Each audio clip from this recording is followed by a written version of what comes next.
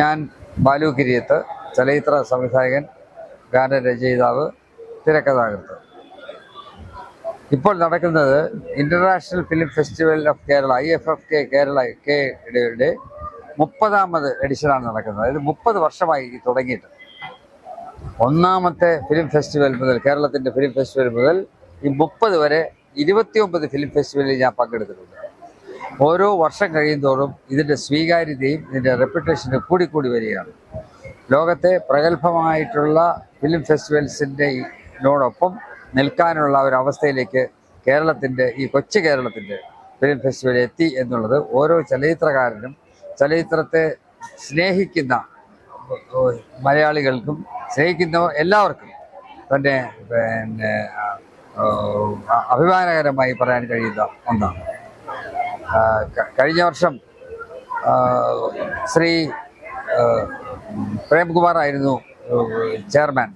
ഒരു ജനകീയനായ ഒരു ചെയർമാനായിരുന്നു ആ വർഷം ഉണ്ടായിരുന്നത്. എല്ലായിടത്തും ഓടി നടന്ന് വളരെ ഗംഭീരമായ രീതിയിൽ എല്ലാവരിൽ നിന്നും ആദരവ് ഏറ്റുവാങ്ങി അദ്ദേഹം സൗമ്യമായി പെരുമാറി ആ ഫെസ്റ്റിവൽ നടത്തി.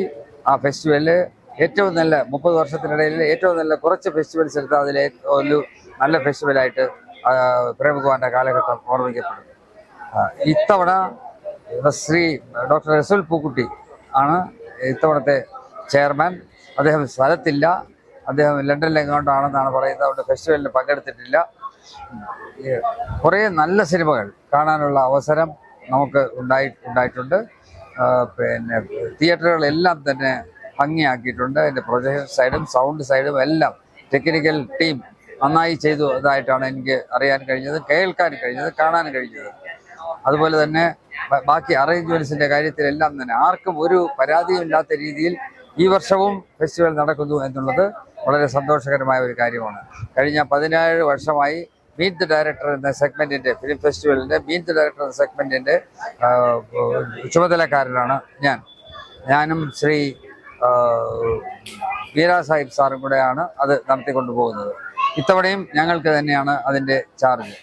ഫെസ്റ്റിവലിൽ ഒരു പ്രത്യേകം ശ്രദ്ധിക്കേണ്ട ഒരു കാര്യം, നമ്മുടെ ടാഗോർ തിയേറ്ററിൽ പകൽ സമയങ്ങളിൽ വലിയ ഒരു ആൾത്തിരക്ക് ഇല്ല ഇപ്പം സാധാരണ ഉണ്ടാകുന്ന പോലെ. അതിൻ്റെ അർത്ഥം നല്ല സിനിമകൾ ഒരുപാടുണ്ടെന്നും ഈ ആൾത്തിരക്കിലുണ്ടായിരുന്നവരെല്ലാം തന്നെ ആ നല്ല സിനിമകൾ കാണാൻ തിയേറ്ററിലേക്ക് പോയി എന്നുള്ളതാണ് എനിക്കറിയാൻ കഴിഞ്ഞത്. വരുന്ന കാലഘട്ടങ്ങളിലെല്ലാം തന്നെ കൂടുതൽ ഉയരത്തിലേക്ക് international film festival of Kerala ഉയരട്ടെ എന്ന് ഞാൻ ആശംസിക്കുന്നു.